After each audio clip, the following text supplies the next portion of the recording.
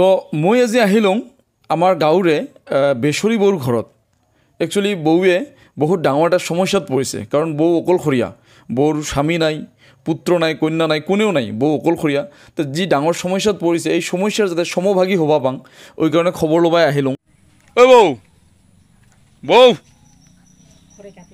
ঐ বৌ, বাবু মুই একটা বিরিয়ানি খাই মরি থাকো, মরিবা তো লাগিব না। না মৰণ আহিলেহে ভগৱানে মাৰি নিয়ে, নহ'লে আৰু নিব নেকি? তুই চিন্তা কৰিব নালাগে বৌ, তোৰ যে এই দুখটা হৈছে না, এই দুখটাত আমি সমভাগী হ'বাই আহিছোঁ, বুজিছা? তোৰ দুখটা আমাকো আধা দি তোক ডাক্তৰখানাত লৈ যাব লাগে, কালি আমি লৈ যাম, আৰু যোনদিনা অপাৰেশ্যন কৰিব লাগে আমি হস্পিটেলত লৈ যাম, ঠিক আছে? কি কি কৰিব লাগে আমিও তোৰ লগত থাকিম। তুই যদিও বেমাৰী, তোৰ যদিও কাৰোবাৰ নাই, তো আমিও তো নিজেৰ বুলিয়ে ভাবি ল, গাঁৱৰ যদিও তো আমি গোটেইখিনি সহায় কৰি যাম, ঠিক আছে? তো যি কি নহওক, ফিজিকেলি হওক বা আৰ্থিকভাৱে হওক, আমি বৌক সহায় কৰিবই লাগিব। প্ৰথম কথা হ'ল বেমাৰেতো গৰীব ধনী নাবুজে, তোৰ স্বামী আছে না নাই বা বেটা পুত্ৰ পত্নী আছে না নাই এইগিলা নাবুজে, বেমাৰটো বেমাৰে হয়। তো যি কি নহওক আজি বৌৰ যেটা দুখ, এই দুখেৰ মানে সমভাগী হ'ব আহিছোঁ। খুব বেয়া লাগে, বৌ অকলশৰীয়া, ইকলাই বৌ, বুজিছা? স্বামীটো নাই, বেটাও নাই। তো যি কি নহওক বৌৰ বেমাৰ হৈছে, মানে বেমাৰ হৈছে, এখন সোনোগ্ৰাফি কৰিছে, পেটত কিবা হৈছে, পাথৰ বোলে। কালি শুনা পালোঁ, তো মানে ভয় খাইছে খুব। কিয় জানা? কাৰোবাক কৈছে 40,000 টাকা লাগিব অপাৰেশ্যন কৰোঁতে। 40,000 টাকা কিয় লাগে? আজিকালি আমাৰ ধুবুৰী মেডিকেল কলেজ আছে, কোকৰাঝাৰ মেডিকেল কলেজ আছে, ট্ৰিটমেণ্টটো ফ্ৰী হয়, আৰু আয়ুষ্মান কাৰ্ড আছে, এতখান টাকাটো লাগিব নালাগে। তো বৌ খুব চিন্তাত আছিল। তো আজি আহিলোঁ, আৰু আহি মই কথাখিনি আলোচনা কৰিলোঁ। কালিকে সন্ধ্যাবেলা মোৰ গাড়ী দি বৌক লৈ যাম, বুজিছা? মোৰ বন্ধু ধুবুৰী মেডিকেল কলেজত ভাল ডাঙৰ ডাক্তৰ হয়, বিশ্বজিৎ নাথ, ঠিক আছে? মই ফোন কৰিছোঁ। তো কালিকা বিলাসীপুৰত আহিব, 6টা মানত আমি লগ পাম। এইখন সোনোগ্ৰাফি ৰিপৰ্ট আমি দেখাম।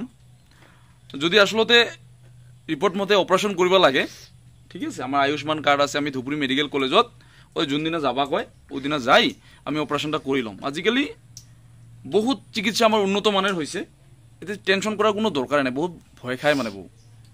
তো যি কি নহওক, কালি আমি প্রথমতে বিলাসীপাৰা যাই ডক্টৰক দেখাই ৰিপোৰ্টখিনি, যদি অপাৰেশন কৰিব লাগে তাহলে আমি ধুবুৰী মেডিকেল কলেজত আমি অপাৰেশনটা কৰি ল'ম। কিন্তু এতখান টাকা লাগিব জানো? এই 40,000 টাকা কথা কৈছে যে, এটা নালাগিব নাকি? আয়ুষ্মান কাৰ্ড আছে না, তো বেলেগ পইচা ক'ত লাগিব? আৰু মেডিচিন যদি ফ্ৰী হয়, ট্ৰিটমেণ্ট যদি ফ্ৰীয়ে হয়, ডক্টৰেতো পইচা নল'ব।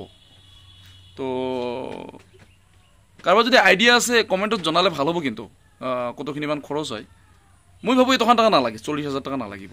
তো বৌ মানে চিন্তাত আছে, আৰু যতখিনি লাগিলেও আমি সহায় কৰি বৌক এতিয়া উদ্ধাৰ কৰাবই লাগিব, কাৰণ যিহেতু একলাই হয় বেচৰী নাথ, আমাৰ পুৰাণলপুৰা গাঁৱৰে হয়।